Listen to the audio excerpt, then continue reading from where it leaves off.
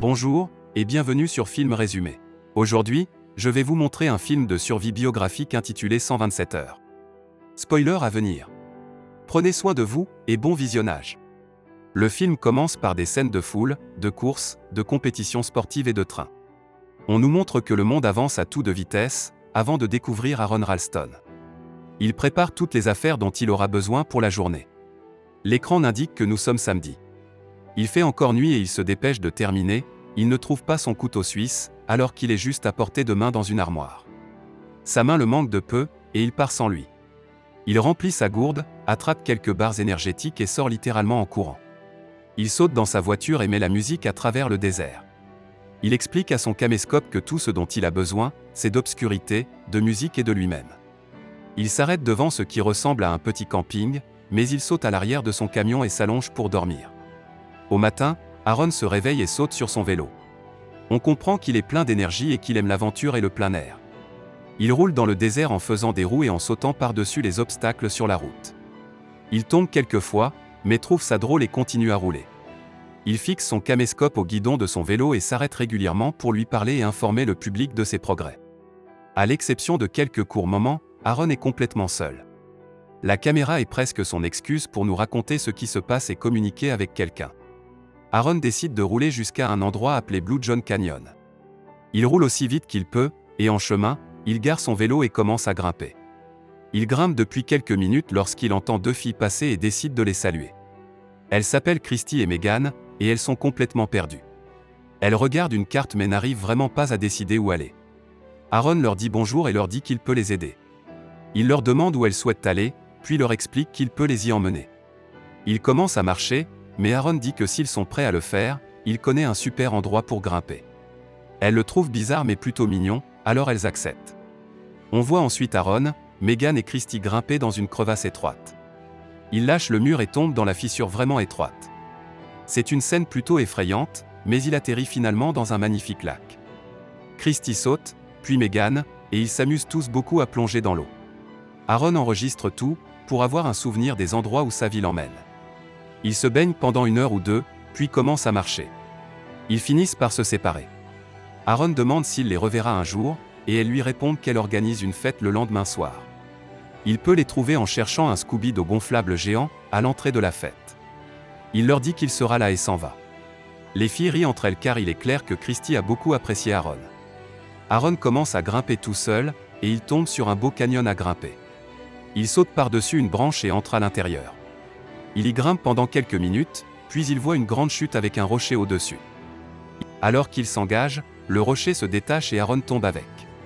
Il tombe d'environ 5 mètres dans le canyon, et le rocher par-dessus. Avec cette chute, son bras se retrouve coincé entre le rocher et le côté du canyon. Il est blessé, mais le plus gros problème est qu'il n'arrive pas à dégager son bras.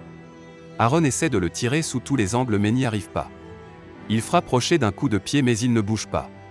Il tire très fort sur son bras, mais c'est totalement inutile. Il finit par hurler à plein poumon pour demander de l'aide. Mais le désert est vaste et la fissure est minuscule. Il est complètement isolé et seul. Il essaie de penser à tout ce qu'il pourrait avoir avec lui d'utile. Il déballe tout son sac et fait le point. Il essaie d'utiliser son petit couteau suisse pour ébrécher la pierre, mais cela ne sert à rien. Il le fait tomber dans un petit trou qu'il ne peut pas atteindre et utilise un bâton au pied pour le récupérer. Il sort sa caméra et commence à expliquer ce qu'il se passe et comment il est arrivé là. Il dit que celui qui le retrouvera peut garder le caméscope s'il envoie l'enregistrement à ses parents, dont il donne le nom et l'adresse. La nuit tombe et Aaron essaie de dormir, mais il est frigorifié. La nuit est longue et froide, et Aaron continue de faire des blagues à la caméra pour garder le moral. Il ne semble pas perdre espoir. Le matin arrive, et l'écran indique que nous sommes dimanche. Il commence à manquer d'eau, et il ne sait pas quoi faire.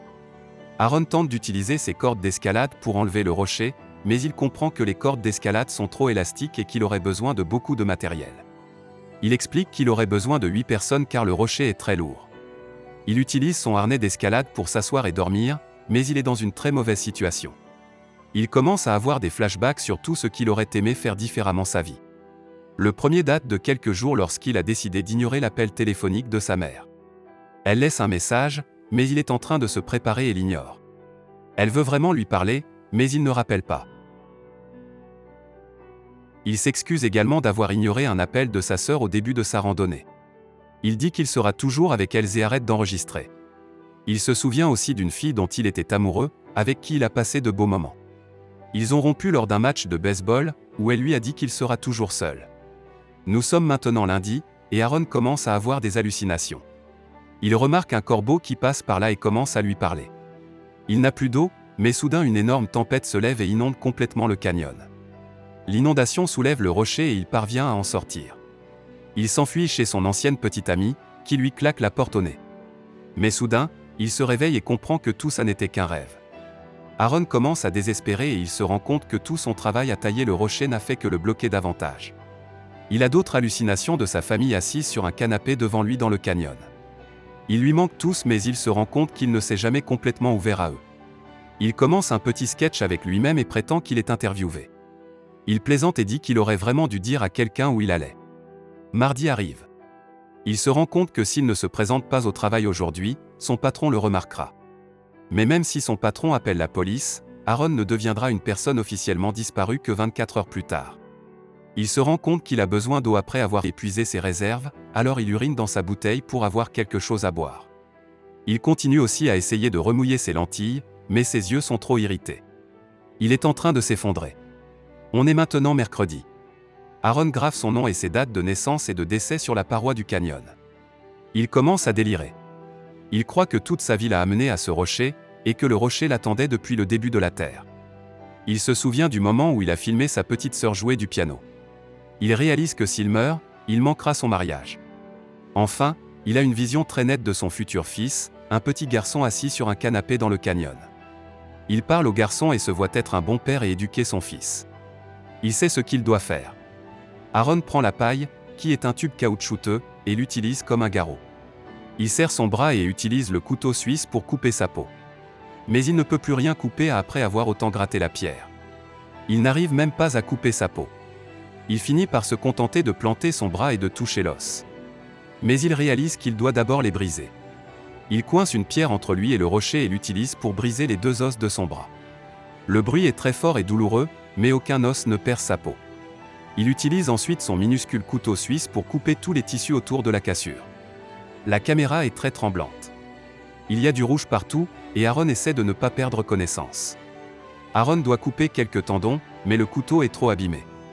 Il doit simplement les arracher. Après quelques minutes d'images de découpe, il se libère. Il saigne et est gravement déshydraté. Il attache son bras en écharpe et sort du canyon. Il descend en rappel le long d'une falaise et trouve de l'eau en bas. Il boit autant que possible. L'eau est sale, mais il boit jusqu'à ce qu'il voie une famille de 3 personnes. Il les appelle avec ses dernières forces. Ils accourent et lui donnent de l'eau fraîche, qu'il boit. Puis une autre famille arrive, et Aaron commence à perdre conscience. Il sent un coup de vent et voit un hélicoptère l'emmener dans un hôpital.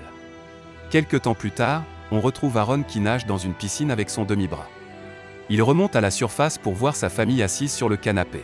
On retrouve ensuite le véritable Aaron avec sa femme Jessica. En février 2010, ils ont leur premier enfant, un fils nommé Léo. Assurez-vous de vous abonner pour pouvoir regarder plus de résumés de films comme celui-ci. Merci d'avoir regardé.